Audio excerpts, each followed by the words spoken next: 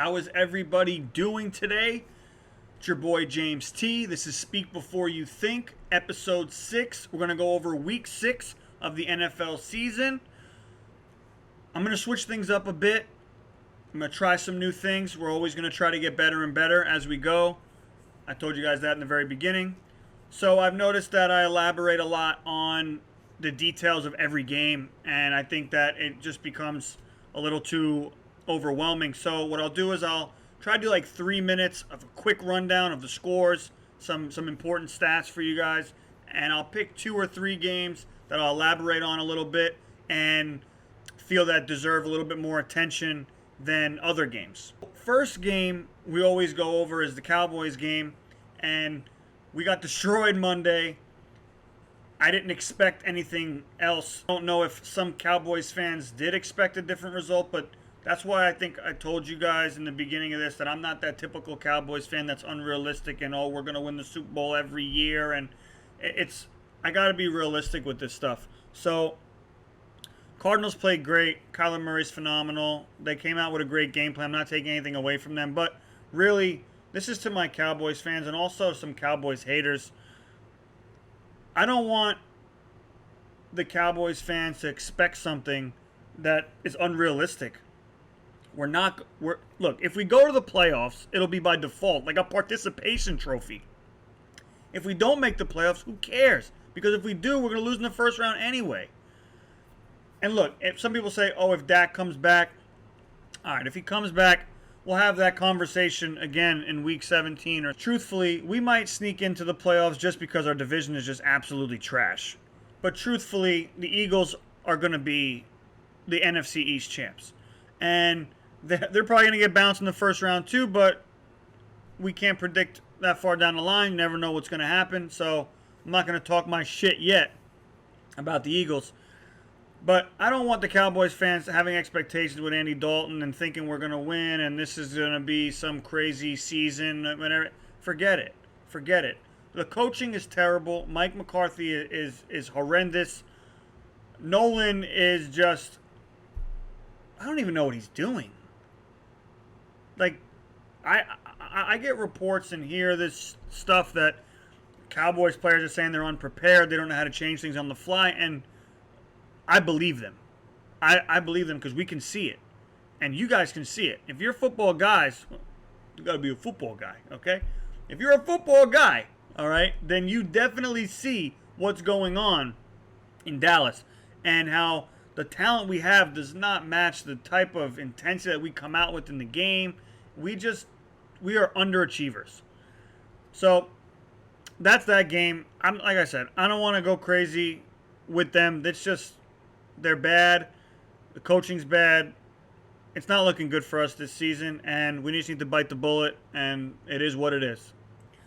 So, like I said, I wanted to switch things up a bit and go through the games quickly and then pick 2 or 3 to elaborate on. I already did the Cowboys game. Was not much there, but let's do it here. So, Titans beat the Texans in overtime. Derrick Henry was phenomenal. Colts beat the Bengals, snuck it out, 31-27. Falcons beat the Vikings, which not one person gives a shit about that game. Patriots, Broncos. Broncos snuck one out. I think they stole that one. Giants beat Washington. Giants got their first win. Congratulations. You're not going to be 0-16. And I actually thought that the only reason why the Giants wouldn't be 0-16 is because Washington is so bad, so they would end up beating them at some point this season. Ravens beat the Eagles, did what they were supposed to do. Ravens got a little lazy at the end of that game, almost cost them, but they took care of business. They were so ahead of the game in the beginning. I think they felt that they had that. Steelers Browns. Steelers just let the Browns know this is our division. Just to let you know, excuse me, get the fuck out of the way. Bears Panthers. Bears did what they were supposed to do. They're a great team. Panthers really, in my opinion, aren't supposed to be winning, even as much as they have. Not really impressed with them. Kind of boring, really. Lions Jaguars, again, no one gives a shit. Dolphins beat the Jets. The only reason why anyone gives a shit is because I say the Jets suck every week, which I'm going to say it every week, and I'm going to say it right now. Call it a hot take, call it whatever you want. Jets aren't winning a game this year. I got a bet with some guy at work, a nice fat hero from Averoni Brothers here in around Brooklyn area. So delicious, by the way. I've already picked out the sandwich that I want. Buccaneers, Packers. Bucks smacked the Packers. I'm going to use that game as a game that I will get into. 49ers beat the Rams. Surprising, but not really, because I do trust Shanahan with his game plan and the way he adjusts from week to week. So I'll give it to him, you know. Chiefs, Bills. Chiefs, Bills. That game was the other Monday game, the early one, with Troy Aikman and Joe Buck completely ruining the game. So Chiefs, they took care of business. I don't think the Bills are ready yet. Maybe the Bills might be ready next year to be a little bit more scary, but I don't think teams are scared of them, if that makes sense. So that's the quick rundown that I wanted to get into and make it a little bit faster pace, you know. So now what I want to do is elaborate on the Bucks-Packers game. Now, that started off 10-0 Packers, and everyone was like, whoa, Bucks looked like they were going to come out like they did Thursday against the Bears, and really, that wasn't the case. I think that actually kind of rubbed the Bucks the wrong way, that when they went down 10-0, and it was like, whoa, this is not us. And they picked up the intensity, and all of a sudden, the whole tables turned, momentum, everything. That pick six gave that defense a lot of energy and gave Ronald Jones a lot of the physicality he was running with. It was a great game as far as the Bucks' performance. Not a great game as a football fan to watch, because it was just an absolute abomination. So I wanted to talk about specifically in that game that Tom Brady looked sharp. Now, Aaron Rodgers looked, after the pick six, he looked disinterested, and the whole Packers team kind of looked disinterested and unmotivated, if you will. So, giving the Bucks 9 days to prepare and giving Tom Brady 9 days to prepare, I'll be honest, it's unfair. It's unfair. I don't even know the last time Brady even lost after a type of gap like that. But I don't even know what the stat is. Someone can look it up. It's probably absurd. So I didn't really expect the Bucks to lose. I just didn't expect the Bucks to beat them that bad. That was just an onslaught. So let's move off of that game. Everyone knows that we're not going to see that type of Packers team every week from here on out. That was just a very well-prepared Bucks team with the physicality. So I did want to touch on the Steelers-Browns game, even though it was another blowout. But the details of the game are more interesting to me for the Steelers side of the ball. I'm really not interested in the Browns. I told you guys this. They're so inconsistent. I don't know. They were 4-1. They're 4-2. I don't trust them. To be fair, I don't trust them. Do I think they have the potential to be a playoff team, something wild card? Yeah, I do. But they're not on the Steelers level, and they're not winning anything anytime soon. So it's going to be Steelers, Ravens, and if the Browns sneak in, it'll be that new slot that they added for this season, the new playoff spot.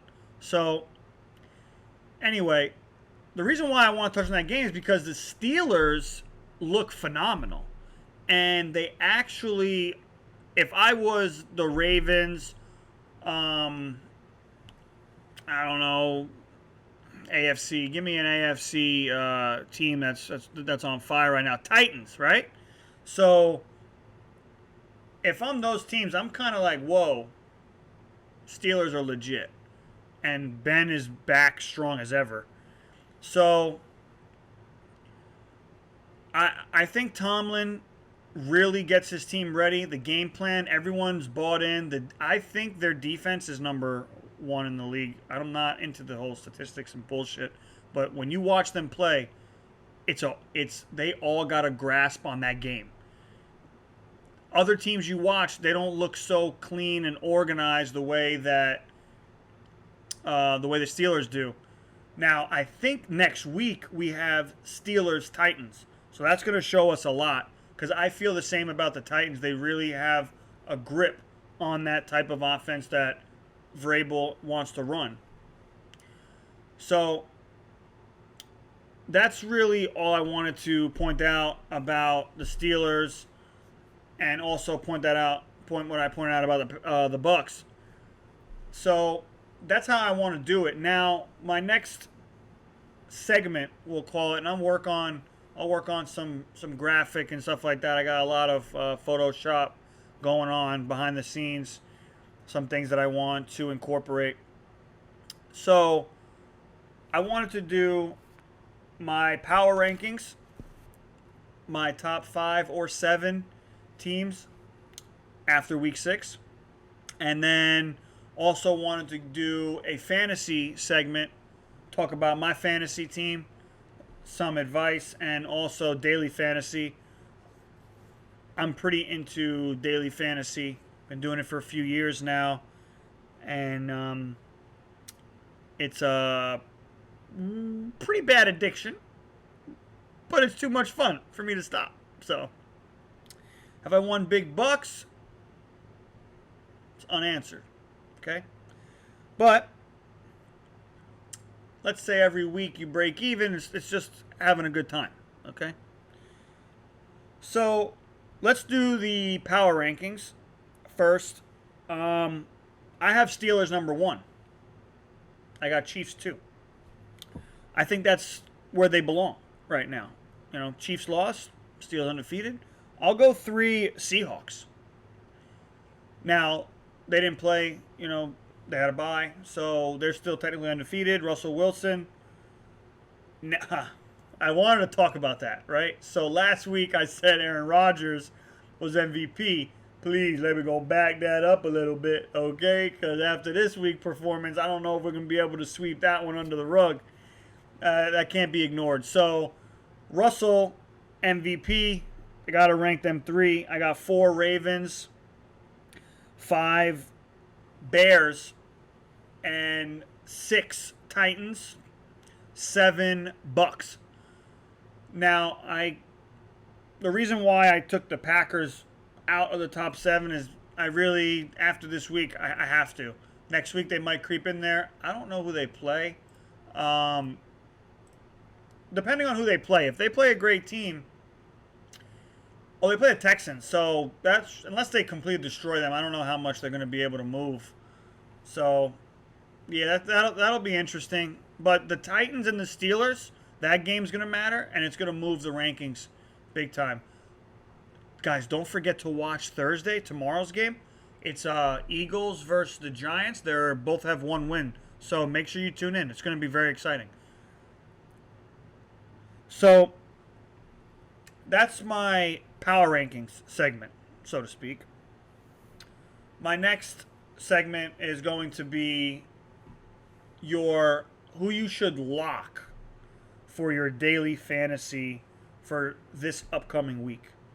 I'm going to pick 2 players that should be in almost every single one of your lineups, unless you want to be out of the realm a little bit and try something with a couple of them. But you got to lock players in these daily fantasy lineups and build around those players to have a chance to win the big bucks. You got to just believe in your guys. If you're wrong, you're wrong. All you got to do is be right once. You're not going to be right every single week, dude. It's not practical. It's not realistic.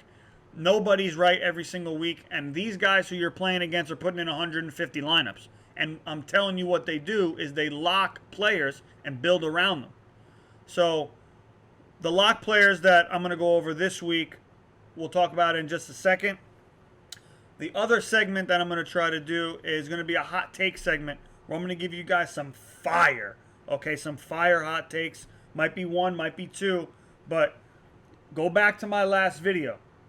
my last like 5 minutes, I talked about what the Falcons should do with Julio Jones. Check the report that came out yesterday that they're thinking about trading Julio. So your boy's not far off on what's going on in the NFL. So tune in and trust me. You gotta trust me. I don't speak nonsense. I only speak before I think. Know what I mean? All right. So let's do the two or three locks for your daily fantasy lineup. And you could use the locks for your regular fantasy league also, because some of the players that I'm going to choose, they're quarterbacks. I don't know how many players you have in leagues, but some people might be available. All right. So let's just say this really quick. I think the Packers bounce back, and since they're playing against the Texans, it's a serious bounce back game.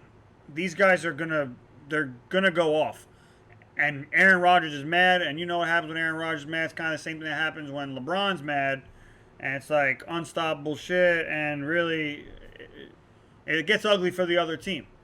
So I'm locking Aaron Jones this week. That's not happening to him again 2 weeks in a row. It's just not. He's so good out of the backfield, and Aaron Rodgers helps him out the way he throws the ball to him in stride and everything. It's serious business. Now, you could take that, and you could also say, look, you could do Aaron Rodgers, Aaron Jones, and Devontae Adams and build around them. Okay, you could do that. If you think Aaron's going to go for, let's say, 300, three touchdowns or 4 touchdowns, Aaron Jones is going to have 1 catching, 1 rushing, 100 yards. Devontae Adams is going to have 2 of them with 100 plus. Not a bad way to have your lineup set up. But I'll say this. Let's lock Aaron Jones, okay? Let's lock Matthew Stafford against Atlanta. It's a cheap play. And he might put up numbers. Because you know Matt Ryan's going to be slinging it, so they're going to be going back and forth the whole game. I think it's something that you should look into and really get excited about, because I don't even want to keep telling you guys this stuff, because that's a sneak pick. I don't think many people are going to pick Matt Stafford. A lot of people don't even believe in him. So you got Matt Stafford. Let's just finalize my locks. I'm picking Stafford, and I'm picking Aaron Jones. That's the two that I'm 100% locking. Okay. Now the Cardinals play Seattle. Seattle's the worst defense in the league. Don't be fooled by that. Okay. It's a divisional game. Don't be fooled by picking players in that game. Sometimes those games, it's not like that. Sometimes you'll get divisional games that you think are going to be high scoring, and all of a sudden it's a grind, and there's no fantasy value in the game at all. I'm not saying that's going to happen. All I'm saying is just be careful with the overexcitement. So those are 2 of my locks. There was one more that I have here. Excuse me. The other one is wide receiver. So if you're going to pick Stafford, then I would go with like Kenny Golladay, because he might have a phenomenal game this week. So I'm going to lock Stafford, Golladay, and Aaron Jones this week and just fill in the rest. I might do a Packers lineup with Aaron, like I was saying, but that's my 3 locks right there. Now, my hot take that I was telling you guys about, we're going to move away from fantasy and go to my hot take. I don't know if you guys saw Roddy White had an interview, and he said that if Trevor Lawrence was going to get drafted by the Jets, he might as well just stay in college. Ladies and gentlemen, I couldn't agree more. And I'll be honest with you, I wouldn't be in the least bit surprised.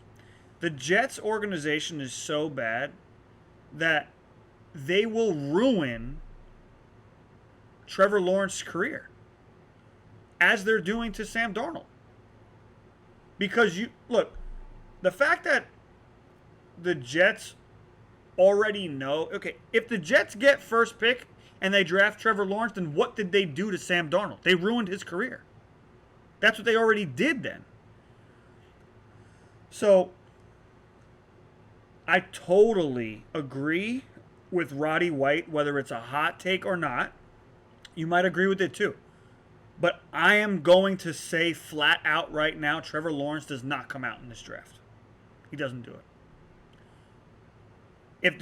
If the Jets don't make a trade out of the first pick, Trevor Lawrence is staying at Clemson for another year. Because I wouldn't be able to do it. Shit, if I was his pops, I'd be like, no, you ain't going there. Fuck that. I know what you guys are going to say. Oh, go get your money. Yeah, everyone always about the fucking money, bro. It's always about the money. I get it. I'm not going to say I wouldn't just take the money, just suck, right, for the rest of my career and just, oh, well, I took my money. I don't really like that shit, man. I really don't. I understand it. I understand how life works. I get it. But it's really not right. It's really not right. Now, I got another hot take that I had written down here. I came up with it. So, let me see here. Oh my God, I almost forgot. So, here we go. I'm very good friends with a Dolphins fan, okay? Great friend of mine, okay? Love him to death, right? So, we hear that they benched Ryan Fitzpatrick for Tua, right? Now, I said a couple weeks ago with you guys that the Dolphins, every single game, they get up to play. They get up to play. It's not like the Jets, where the Jets, they know they suck, so they act like they suck. The Dolphins suck, but they hate hearing that they suck so bad, so they fight every single game. Every player fights their hardest in that moment, and it causes them to win games and make games tight. So, with that theory, it confuses me why Tua comes in the game, throws 2 passes at the end, and all of a sudden he's just going to be the starter. I don't get that. My buddy, who I'm telling you is a Dolphins fan, we have this conversation. He's very, very witty when it comes to sports, and I was asking him, what is the theory behind the Dolphins doing that? And he tells me that it's because they want to make a playoff push, because they see what I'm talking about, which is the hard work. They see that it's possible, and that the O-line is holding up well, and it could be a possibility that Tua can make an impact. Now, I'm with that. I'm fine with that if that's the theory. But do you see it? I don't see it. I can't, unless they see something in practice like, whoa, this guy Tua is light years ahead of, I don't even know, Kyler Murray. Like, he has to be better than some second-year guys now if that's what you're going to do. Am I wrong about that? I don't think I'm wrong about that. I'll be honest with you. There's no way. Look, if you took Baker Mayfield off the Browns and put him on the Dolphins, they go into the playoffs? Is Tua better than Baker right now? I don't know that answer, by the way. I don't actually think so. But I'm using them as an example. I don't know what player, let's say, like a second or third year quarterback, you could take off a team, put them on the Dolphins, be like, oh yeah, they're a playoff team right now. What's wrong with Fitzpatrick is what I'm saying. If you think you can make a playoff push, then what the fuck is wrong with Fitzpatrick? Weird, man. That was a weird move. I think there's something fishy going on. We're gonna have to listen to see what some of these dudes who talk to some of these players in the locker room say, because it's weird. Really, really weird. I don't like it. Fishy. So, I'm going to wrap up this episode today. I like how it went. Smooth. And I like the new adjustment. So, let me know what you guys think. I need you guys to like, comment, subscribe to Speak Before You Think. It's greatly appreciated. Again, it's your boy James T. I appreciate you guys spending the time listening to all my bullshit. But this is something I love, so I'm gonna keep going with this. Hopefully, I keep this type of energy, and give you guys something exciting to look forward to every week. Like I said, I'm gonna try to add some more videos, blah blah blah, some editing, this and that. I'll get better, I promise. So again, thank you guys. Much love. You guys have a great day. Kiss your families goodnight. Tell them you love them. Peace.